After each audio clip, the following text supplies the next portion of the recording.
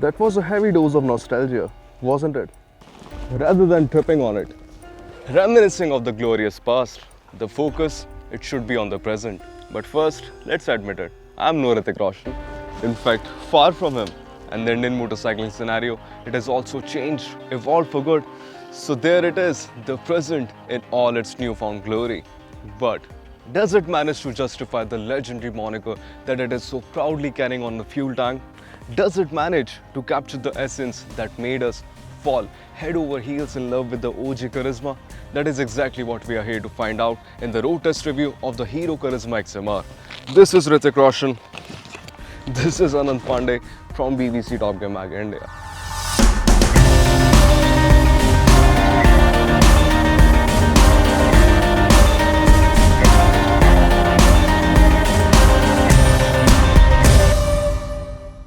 Groundbreaking, that is what the original Karizma was when it first came out, because when you think about it, there was nothing quite like it.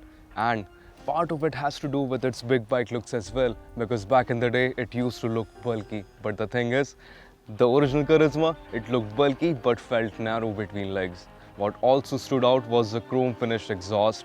But this is not the original Karizma which came out in 2003. This is the one with the updated engine and cycle parts which were borrowed from the later versions of the Karizma. But the bodywork, it still reminds us of the original Karizma.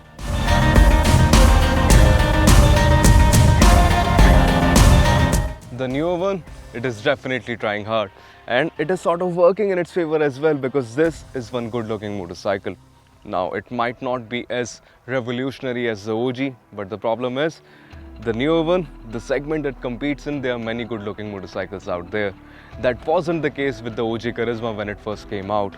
But still, you wouldn't disregard the fact that the new Karizma XMR, it is definitely a looker. It looks like a younger, more athletic version of the more mature, the legendary Karizma. As an individual motorcycle, I believe the fit and finish could have been slightly better. There are uneven panel gaps here and there, and the paint quality too could have been improved. Although I really like the evolution of some particular parts of the motorcycle. The headlamp excluded. But the fairing design, the stubby exhaust and the sharp rear section are the biggest and the most aesthetically pleasing takeaways from this evolution. Not just in terms of looks, but there's a world of a difference when it comes to how you sit on both these Karizmas. The original Karizma, it had quite an upright riding stance, as you can very well see, thanks to a commuter type handlebar and foot pegs that weren't too rear set. Now this particular riding position was quite upright, and it allowed riders to spend long hours in this saddle without an issue. And that goes on for the pillion seat as well.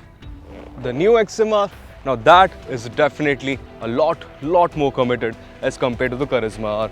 And that has to do with the raised clip-ons and slightly rear set foot pegs as well. But that being said, this riding position still is not as aggressive as the RC200 or R15 for that instance. If you get accustomed to the ergonomics, I don't see myself having any problem while commuting or touring on the Karizma XMR. Now the same cannot be said about the pillion seat, because that is sort of minuscule, and the stepped up rear section doesn't help the pillion either. So when I gave my pillion princess a choice between whether she wants to sit on the old Karizma or the newer one, she, without blinking an eye, chose the previous one. And part of it has to do with the memories that she has with the old Karizma and her ex-boyfriend. We should leave it there only.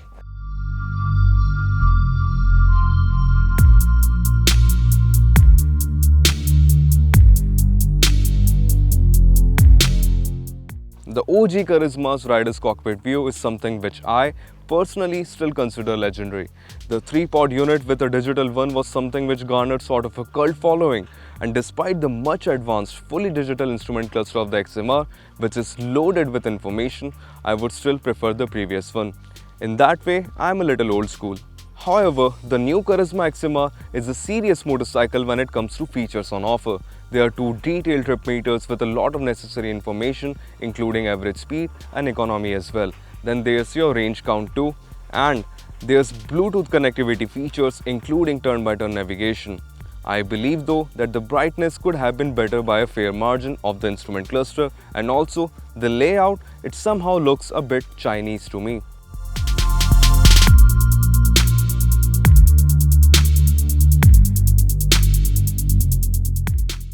What is more of a gimmick though is the adjustable windscreen, which is as marketed by Hero MotoCorp is a first in segment feature. So to adjust it, you have to press a button that is there on the side panel and you have to press it really hard and pull the windscreen up and down manually. So it only adjusts this much, which is not much of a use when you are out on the highway. Other notable features of the XMR include a very neatly located USB charging port on the handlebar, as well as dynamic headlamp. So what dynamic headlamp does is that there's a brightness sensor on the instrument cluster which guesses the daylight or night time, and according to that it turns on the headlamp. As you can very well see, when you take the hand off, the light falls on the instrument cluster and the headlamp goes off. Let's do it again. Probably the biggest turn-off for us Indian motorcyclists when the XMR was first announced was the displacement, because after such a long hiatus, we were expecting the Karizma to at least bear a 350 to 400cc engine, but instead we got a 210cc one.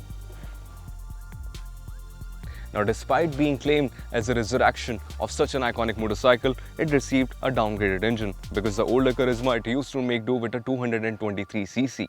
But don't let the numbers fool you, because the engine that you see right there, colored in a very gorgeous shade of bronze, that marks a landmark feat for Hero MotoCorp as a motorcycle manufacturer, because this is the first engine unit which gets liquid cooling and DOHC from Hero MotoCorp. And if you compare it to other 150 to 200cc motorcycles, the Karizma XMR, it is the most powerful motorcycle in its class.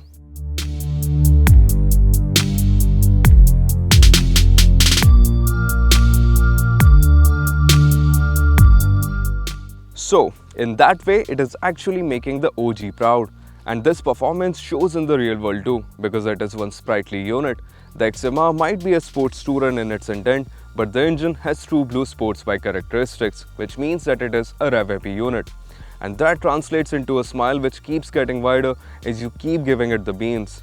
The one that we have currently is definitely more refined than the one which we rode during the first ride event. There are still some vibrations to be felt in the mid-range, and as you inch closer to the red line as well. The engine might be tractable, but the real fun starts after 7000 RPM. So in that way, it is a peaky motor with a sense of urgency to it. The comfortable cruising speed is around 110 km per hour, with the engine buzzing a bit above 7000 RPM. What also impresses is the heat management and the gear shifts. Being a little short geared means you have to work around with the gearbox, but since the shifts are smooth and precise and the clutch action is also light, you don't really mind doing that. The top speed that we managed to see on the speedometer was 142 km per hour, so that is a respectable figure considering the price of the motorcycle.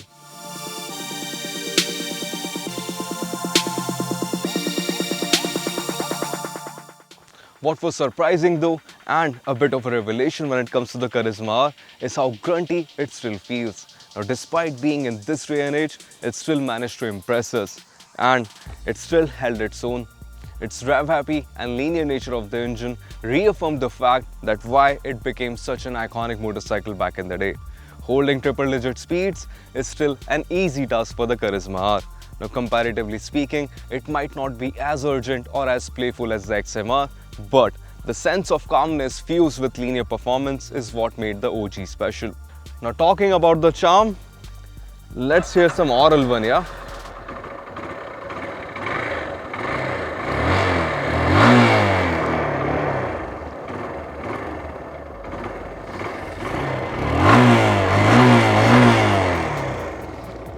And this is how the new XMR sounds like.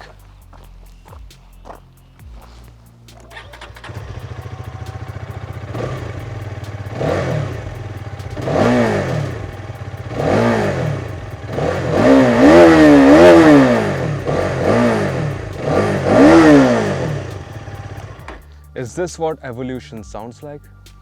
Where the OG Karizma feels a bit ancient is the underpinnings. But the XMR, it is not a very cutting-edge motorcycle either. What is impressive when it comes to the XMR is that it is the first Hero motorcycle to get trellis frame. As compared to the Karizma R, it makes do with a much simpler down-tube frame and other cycle parts. And that shows out in the real world too. Because compared to the XMR, the Karizma R, I'm totally not disregarding this legendary motorcycle, But compared to this feels a little less confident and unstable. Well, duh, because this is a very old motorcycle, and this is where this evolution makes a lot of sense. Now, the OG Karizma, it was lauded for the balance it struck between ride quality and riding dynamics, and this is where the XMR makes the older Karizma rather proud. Although we do believe that Hero should have given the XMR a set of USD forks up front, because if that was the case, it would have become even more dynamically capable than it already is. That being said, I absolutely love the balance that Hero has struck with the XMR when it comes to ride quality. The suspension works in tandem with the trellis frame to provide a connected and involving riding experience. And when the bumps arrive, the suspension setup, it irons out undulations in a rather praiseworthy manner. However, braking is one area where I believe some work could be done. The potency, it is enough for the performance on offer, but the front brake could have done with a little more bite to entice us to go even faster. After spending a week with the new Karizma XMR, this motorcycle managed to give around 32 km per litre in mixed riding conditions. Now, personally speaking, I'm neither too impressed nor that disappointed with the fuel efficiency when you consider the overall performance on tap.